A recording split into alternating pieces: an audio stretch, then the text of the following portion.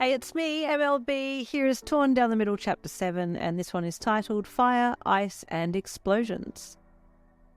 Yeah, actually, I've never seen you two hold hands or anything, Jiro said as she looked at you suspiciously.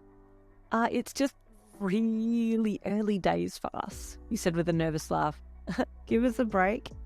Jiro cocked an unamused eyebrow at you. Yeah, still don't buy it, she added dryly. You sighed dramatically. Ugh, fine. Hey, hot-headed prickle, you called to Bakugou. He turned and shot you a dirty look. These girls want proof we're dating, you said with a, so what are you going to do about it, look on your face. I told you we're dating, yeah? Bakugou snapped at Mina and Jiro. Yeah, we heard you, Jiro said bluntly, but where's the affection? Bakugou's scowl deepened. Oi, walking disaster. Come here, he said, looking at you with his sharp crimson eyes. What's he going to do? I told him no kissing. I hope no kissing. I'm going to slap him if he tries to kiss me. Hesitantly, you approached him. Give me your hand, babe, he said lowly.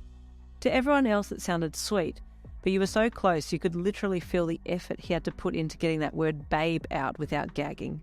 You thrust your hand out as if to give him a handshake, and he took your hand roughly and manoeuvred it so that you were holding hands like a couple would.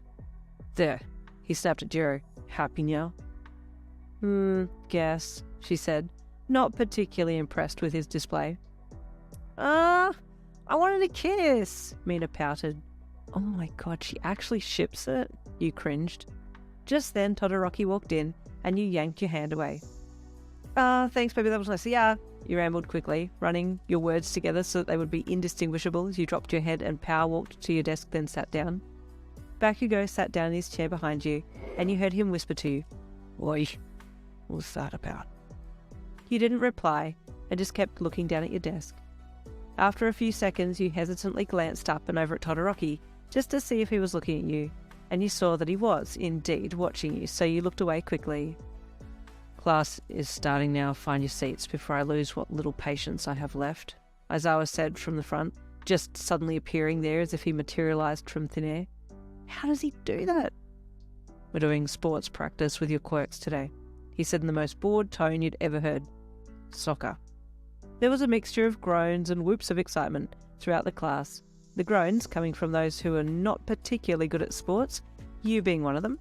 Okay, get changed into your sports uniform and get out on the field. Another teacher will be there. I'm going to sleep, he said promptly before walking out of the room. What? Man, that was quick.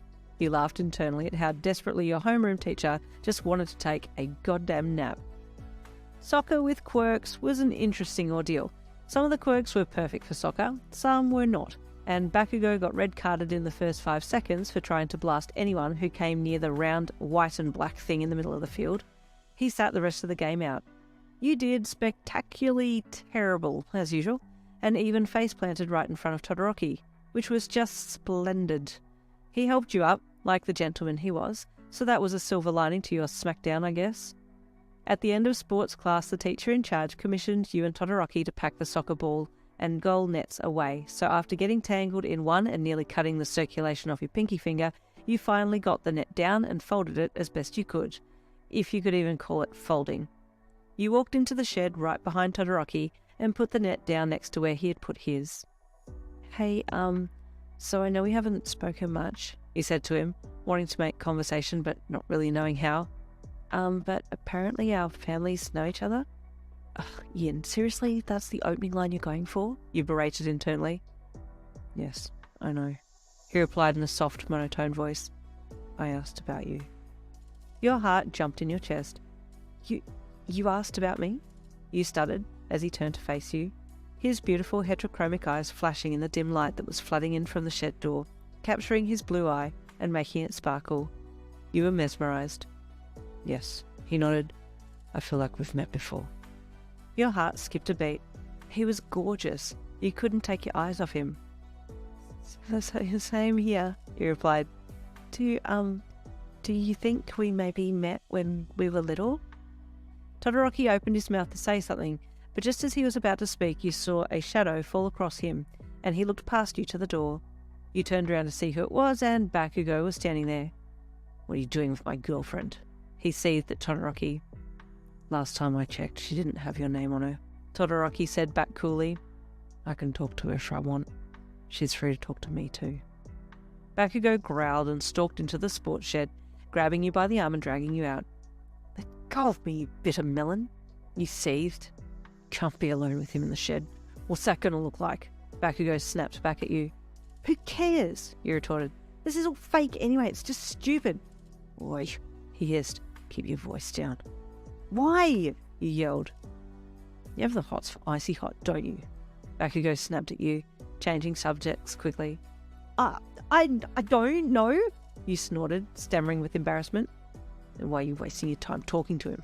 Bakugou replied, crossing his arms and raising an eyebrow. You're just jealous, Katsuki, you huffed. Ha, as if, he replied, spinning on his heels and marching off. I'm walking you home today, so don't frickin' move until I'm there with you, he called back over his shoulder. You just stared at him as he walked off, hands shoved deeply into his pockets. What the hell kind of a mess is my life right now? And there is the end of chapter 7. Stay tuned for chapter 8 coming tomorrow. I will get better with my words, I promise. See you there.